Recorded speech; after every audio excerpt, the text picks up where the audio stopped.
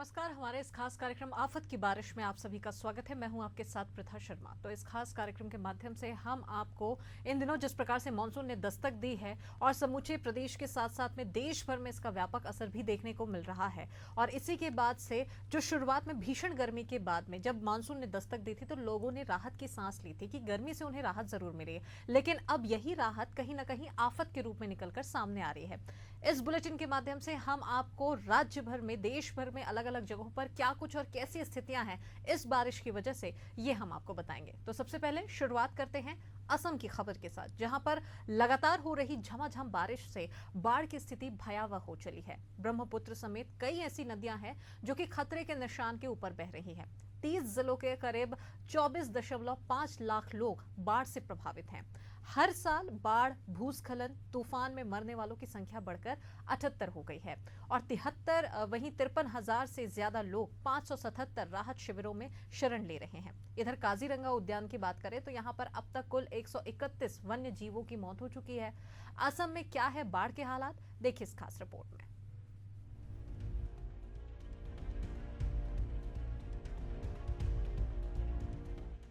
असम बाढ़ से जूझ रहा है और राज्य के 30 जिलों में 24.5 लाख से अधिक लोग प्रभावित हैं। कई स्थानों पर प्रमुख नदियां खतरे के निशान से ऊपर बह रही है। कछार, कामरूप, धुबरी, नागांव, गोलपाड़ा, बारपेटा, डिब्रूगढ़, बोगाईगांव, लखीमपुर, जोरहाट, कोकराझार, करीमगंज और तिनसुकिया प्रभावित जिलों में शामिल है। आलम यह है कि हर तरफ सिर्फ और सिर्फ पानी दिखाई दे रहा है। इस जल प्रलय ने लोगों का जीना मुहाल कर रखा है।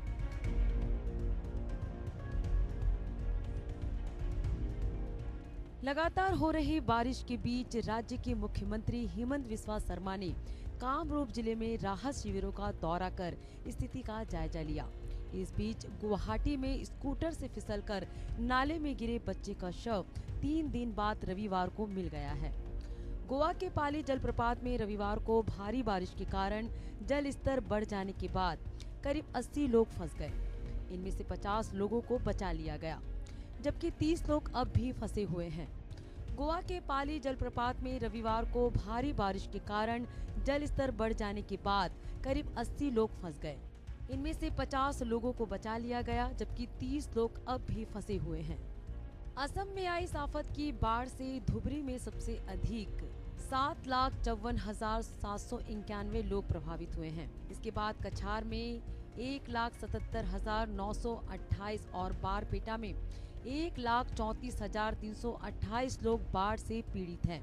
कुल मिलाकर 53,689 लोगों ने 269 राहत शिविरों में शरण ली है, जबकि 3,15,520 गैर राहत शिविरों में रहने वालों को राहत सामग्री प्रदान की गई है। असम में कई नदियां खतरे के निशान को पार कर बह रही है, जिसमें खोवांग में बूढ़ी दिहिंग, शिवसागर में दिखो, नांगल मुरा घाट में दिसांग, नुमालीगढ़ में धनसिरी, धर्मातुल में कोपिली, बारपेटा में बेकी और गोलकगंज में संकोस, बीपी घाट में बराक और करीमगंज में कुशियारा शामिल है। ब्रह्मपुत्र नदी निमाटी घाट, तेजपुर और धुबरी में खतरे के निशान से ऊपर बह रही है। एनडीआरएफ, एसडीआरएफ और स्थानीय प्रशासन समेत कई एजेंसियां बाढ़ प्रभावित इलाकों में तैनात 171 नाव के साथ राहत और बचाव अभियान चला रही है।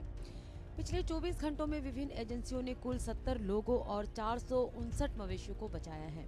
पूरे राज्य में सड़कों, पुलों, आंगनवाड़ी केंद्रों और मत्स्य तालाबों को नुकसान पहुँचने की खबरें आई है। असम में बाढ़ के कारण कांजीरंगा राष्ट्रीय उद्यान में अब तक 6 गैंडों सहित 131 जंगली जानवरों की मौत हो चुकी है। पार्क प्राधिकरण ने सोमवार को ये जानकारी दी। कांजीरंगा राष्ट्रीय उद्यान के डीएफओ अरुण विघ्नेश ने कहा, फिलहाल कांजीरंगा में स्थिति में सुधार हो रहा है। अधिकांश क्षेत्रों में पानी अब स्थिर हो गया है। हमने 97 जानवरों को बचाया है, हालांकि हमने 131 जानवरों को भी खो दिया है। हम स्थिति पर बारीकी से नजर रख रहे हैं। डीएफओ के मुताबिक बाढ़ के पानी में डूबने से 6 गैंडे, 100 हॉग डियर और 2 सांभर की मौत हो गई, जबकि 17 हॉग डियर, एक स्वयं डियर, रिसस मैकॉक और उदबिलाव की देखभाल के दौरान मौत हो गई। 2 हॉग डियर एक वाहन की चपेट में आने से मर गए। पार्क प्राधिकरण और वन विभाग ने बाढ़ के दौरान 97 जंगली जानवरों को बचाया है।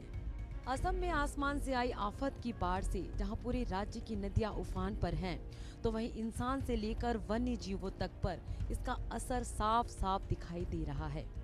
शासन प्रशासन युद्ध स्तर पर राहत और बचाव कार्यों में लगा हुआ है। सीएम हेमंत बिस्वा शर्मा के दावों की दवाई राज्य की जनता के लिए कितनी कारगर साबित होगी, ये तो आने वाला समय ही बताएगा। Bureau report, Asian news. तो बारिश की वजह से असम का क्या नजारा है और कैसा हाल है, ये हमने आपको बताया है। अब आपको असम के बाद महाराष्ट्र की ओर लिए चलते हैं। झमाझम बारिश से आई बाढ़ का संकट झेल रहे महाराष्ट्र के सामने अब हाई टाइड का नया संकट सामने आ गया है। यहाँ बाढ़ के चलते सड़कों से लेकर बस्तियों तक में पानी भरा हुआ है। तो वहीं मौसम विभाग ने यहाँ के समुद्र में 4.5 मीटर ऊंची लहरों के उठने की भविष्यवाणी कर दी है। इधर भारी बारिश से पहले ही हांफ रही मुंबई के लिए नई मुसीबत से ये बात कम नहीं है। देखिए महाराष्ट्र में बारिश से क्या है हाल।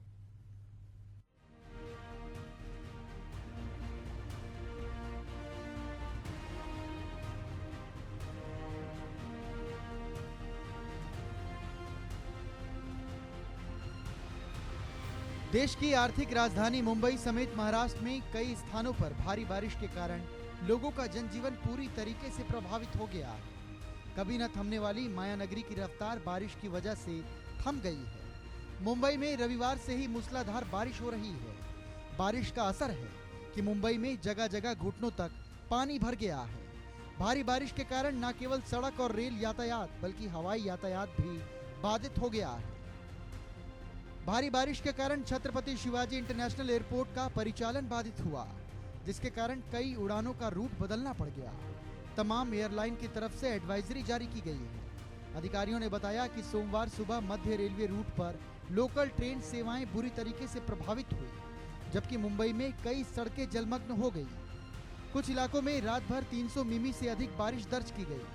छात्रों को असुविधा से बचाने के लिए मुंबई नगर निगम की सीमा में सभी बीएमसी सरकारी और निजी स्कूलों और कॉलेजों में दिन से पहले सत्र के लिए छुट्टी घोषित कर दी गई। महाराष्ट्र के मुंबई में बारिश के कारण बाढ़ जैसा माहौल हो चुका है। आलम यह है कि रविवार को आंधी और बारिश की वजह से मुंबई के रेलवे की पटरियों पर एक पेड़ गिरने के बाद कसारा और टिटवाला स्टेशनों के बीच लोकल ट्रेनें सेवाएं निलंबित कर दी गई।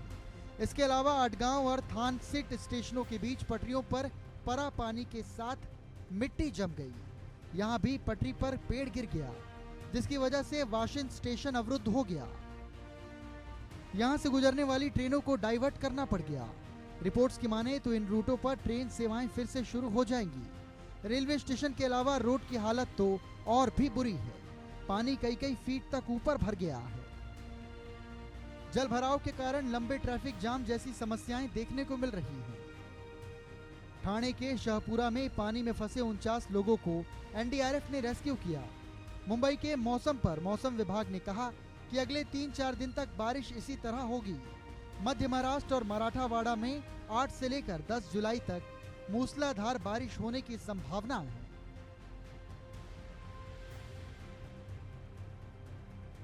इस दौरान सबसे अधिक 315 मिलीमीटर बारिश गोवंडी क्षेत्र में और 314 मिलीमीटर बारिश पवई क्षेत्र में हुई। वहीं ठाणे जिले के विभिन्न क्षेत्रों में कम से कम 275 मकान क्षतिग्रस्त हो गए और इसी के साथ 20 वाहन बह गए। स्थानीय निकाय के आपदा प्रबंधन प्रकोष्ठ के प्रमुख यासीन तडवी ने बताया कि ठाणे शहर में सोमवार को सुबह 6:30 तक पिछले 24 घंटे की अवधि में 120.87 मिलीमीटर बारिश दर्ज की गई। ठाणे जिले की शाहपुरा तालुक बारिश से सबसे अधिक प्रभावित हुआ है, जहां आसनगांव माहुरी रोड पर एक पुल बह गया और गुजराती बाग क्षेत्र में बारंगी नदी में बाढ़ आ गई। इसमें कहा गया कि बाढ़ का पानी इलाके के 70 घरों में घुस गया, जिससे घरेलू सामान नष्ट हो गए, जबकि 20 दोपहिया तथा 4 पहिया वाहन बह गए।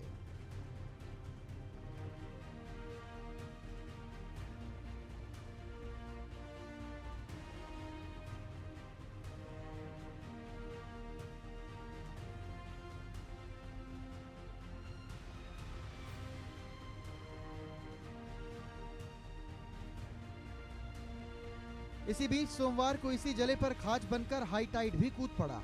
समुद्र में 4.5 मिलीमीटर ऊंची लहरें उठने लगी। उनका पानी भी कई इलाकों में भर गया। मुंबई में भारी बारिश पर आईएमडी के निदेशक सुनील कांबले ने कहा कि बीती रात 2 बजे से आज शाम 6 बजे के बीच लगभग 270 मिमी बारिश दर्ज की गई। अगले 24 घंटे के लिए मुंबई में भारी से बहुत भारी बारिश का ऑरेंज अलर्ट जारी किया गया है। कल के लिए भी भारी बारिश का येलो अलर्ट जारी किया गया है। मुंबई में बारिश थोड़ी सी कमी थी, 30 to 40% कम थी, लेकिन कल एक जो ऑफ शोर ट्रफ था वो इंटेंस हो गया और उसके वजह से बहुत अच्छी बारिश हमको रात को 2 बजे से सवेरे 6 बजे तक मिली। ऑलमोस्ट मुंबई में 270 मिलीमीटर बारिश हमें 5-6 घंटे में मिली है और जो मुंबई का जो नॉर्मल होता है वो ऑलमोस्ट कवर हो गया। जो आज तक की बारिश होने वाली थी, मुंबई का जो नॉर्मल है 600 मिलीमीटर, वो कवर होने जा रहा है। बाढ़ का आलम यह है कि यहाँ के जुहू जैसे पौष इलाकों में भी पानी। अमिताभ बच्चन के निवास जलसा के सामने भी पानी भर गया है। इसको लेकर महाराष्ट्र के मुख्यमंत्री एकनाथ शिंदे ने कहा कि सभी सड़कों पर यातायात बहाल हो गया है। शहर में जलभराव की आशंका वाले स्थानों पर बीएमसी के वरिष्ठ अधिकारी मौजूद हैं। राज्य आपदा प्रबंधन प्राधिकरण एनडीआरएफ बीएमसी अलर्ट पर है। पूर्वी और पश्चिमी राजमार्गों और सभी रेल लाइनों पर यातायात चालू है। एनडीआरएफ की टीमें राज्य के तीनों तटीय जिलों में पहुंच गई है। सेना, नौसेना और वायुसेना भी अलर्ट मोड पर है। बारिश हुई है रात से, ये ज्यादा हुई है, 65 mm से ज्यादा होती है तो अतिवृष्टि जैसी परिस्थिति होती है। अभी तो 267 से 300 mm बारिश गिरी है। ये बारिश जो है ये कम समय में गिरी है और जो पूरी तरह व्यवस्था जो है कैरिंग कैपेसिटी है उससे बहुत ज्यादा, कई गुना ज्यादा ये बारिश हुई है और इसलिए रेलवे के ट्रैक पे भी पानी आया है। पंप, रेलवे ने 200 पंप लगाया है, 480 पंप कारपोरेशन के है, वो पूरी तेजी से काम कर रहे हैं और पानी फेंकने का काम शुरू है। और अभी आपने देखा कि ट्रेन भी ऐसा सब शुरुआत हुई है और रोड में भी अभी हमने यहाँ पर देखा सब 5000 स्पॉट इसमें दिखते हैं। सब रोड पे अभी ट्रैफिक शुरू हुई है और सब जगह पे जो जो वाटर लॉगिंग वाले स्पॉट है, बीएमसी के बड़े अधिकारी जो वरिष्ठ है वो वहाँ खड़े है, वो भी दिखाई दिया। और इसलिए पूरी सिस्टम जो है स्टेट डिजास्टर, रेलवे, एनडीआरएफ और बीएमसी, ये पूरी तरह इसको फेस करने के लिए पूरी तरह अलर्ट है और सब लोग काम कर रहे हैं। अभी जैसे ही ये मैंने कहा कि ये मिठी रिवर और पोइसर, ये रिवर जो है ये इसकी कैरिंग कैपेसिटी बढ़ाने का काम शुरू है, फ्लड गेट डालने का काम शुरू है। अभी 7 पंपिंग स्टेशन बन रहे हैं। ये पंपिंग स्टेशन जो है अभी विदाउट ट्रीटमेंट पानी जा रहा है। ये कितने सालों से है। अब जब हमारी सरकार बन गई तब पहले काम हमने वही हाथ में लिया कि सब जगह जो भी समुद्र में पानी जाएगा वो पूरी तरह ट्रीटमेंट होकर जाएगा, पोल्यूटेड वाटर जाएगा नहीं। और इसलिए उसके ऊपर काम कर रहे हैं। माइक्रो टनलिंग हुआ है, ये होल्डिंग पॉन्ड हुए हैं, ये पहली बार हुआ है।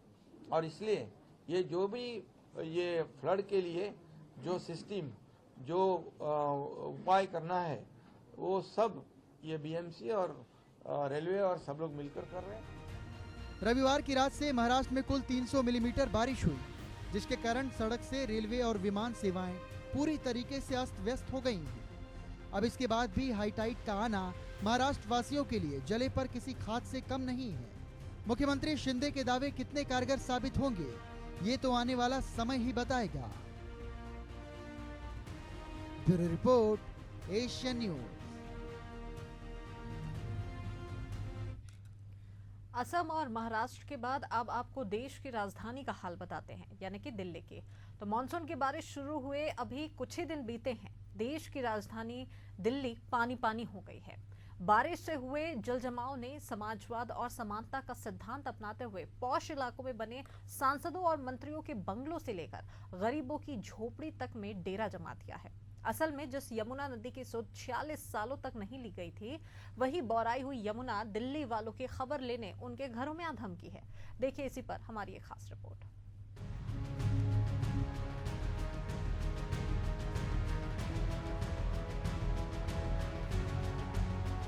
मानसून की बारिश क्या शुरू हुई, यमुना नदी दिल्ली देखने आ गई, क्योंकि दिल्ली की सियासत ने 1978 के बाद से यमुना नदी की सूद लेने की जहमत नहीं उठाई।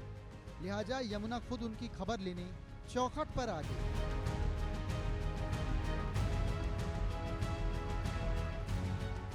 सितंबर 1978 को दिल्ली में यमुना का जल स्तर 207 मीटर रिकॉर्ड किया गया था। इस वर्ष बढ़कर 208 मीटर तक जा पहुंचा है। जब यमुना घरों में आ गई तो लोगों ने सड़कों के किनारे तो कहीं फ्लाईओवर ब्रिजों के नीचे जाकर शरण ली। कई कॉलोनियों में पानी भर गया। बड़ी तादाद में लोगों को विस्थापित होना पड़ रहा है। दिल्ली जैसे पौष शहर में मवेशी कम ही दिखते हैं, मगर इस बाढ़ में फ्लाईओवर ब्रिजों के नीचे लोग अपने मवेशियों को भी साथ लाए हैं। ऐसे में तमाम लोगों ने दिल्ली के रिंग रोड के फुटपाथ को अपना अस्थायी आशियाना बना रखा है। ये सभी लोग प्रधानमंत्री आवास योजना को भी सरेआम ठेंगा दिखा रहे हैं। जब भी दिल्ली में बाढ़ आती है, एक तबका सड़क के किनारे गृहस्थी का सामान समेटकर बैठ जाता है।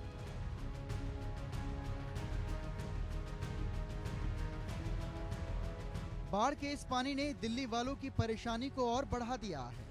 सड़कों पर दिन में भी हेडलाइट जलाए तेज भागते वाहनों से तेजी से निकलने वाले छींटे भी लोगों को भिगा रहे हैं। भीषण बारिश में कहां सड़क और कहां नाली, किसी को कुछ पता नहीं चल रहा। इसके कारण सड़क किनारे पैदल चलने वालों को भी भारी दिक्कतों का सामना करना पड़ रहा है। कुछ इलाकों में ट्रैक्टर के माध्यम से हैवी पंप को लाया गया है। इनका उपयोग जल निकासी के लिए किया जाएगा।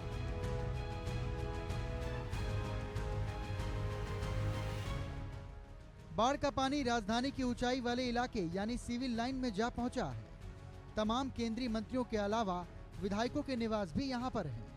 बाढ़ के पानी को देखते हुए दिल्ली के लोगों ने खुद को जाम से आराम से खड़े रहने का अभूतपूर्व साहस भी विकसित कर लिया है।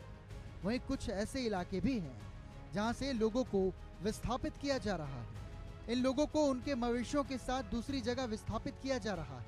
ऐसे लोगों को चाहिए कि वो भी अपने अपने स्तर पर प्रशासन का सहयोग करें।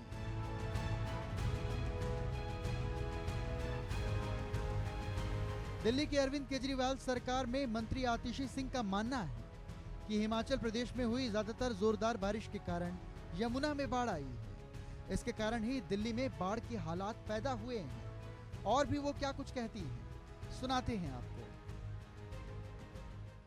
देखिए, आईएमडी का वेदर फोरकास्ट तो हम रेगुलरली मॉनिटर कर रहे हैं। हिमाचल प्रदेश से पिछले 2 दिन में लगातार बारिश हुई है। तो हिमाचल प्रदेश में जब बारिश होती है तो उसके बाद हथनी कुंड पर पानी बढ़ता है और हथनी कुंड के आगे दिल्ली में भी पानी का डिस्चार्ज बढ़ता है। लेकिन अभी बहुत लिमिटेड डिस्चार्ज है हथनी कुंड बैराज पे। हथनी कुंड बैराज पे अभी 352 क्यूसेक्स का डिस्चार्ज है। जब वो 1 लाख क्यूसेक के ऊपर जाता है तभी बाढ़ की आशंका और वाटर लेवल बढ़ने की आशंका सामने आती है। देश की राजधानी में बाढ़ कोई नई बात नहीं है। इससे पहले भी कई बार दिल्ली बाढ़ की चपेट में आ चुकी है। असल में यमुना नदी के कोप का कारण ये है कि जो यमुना नदी दिल्ली में सक्रिय दिखाई देती है, उसके पीछे का असल कारण ये है कि कुछ लोगों ने उसमें अपना घर बना लिया है। ऐसे में जब यमुना अपने असल आकार में आती है तो बाढ़ के हाहाकार का उपहार भी साथ में लेकर आती है। Bureau report, Asian news.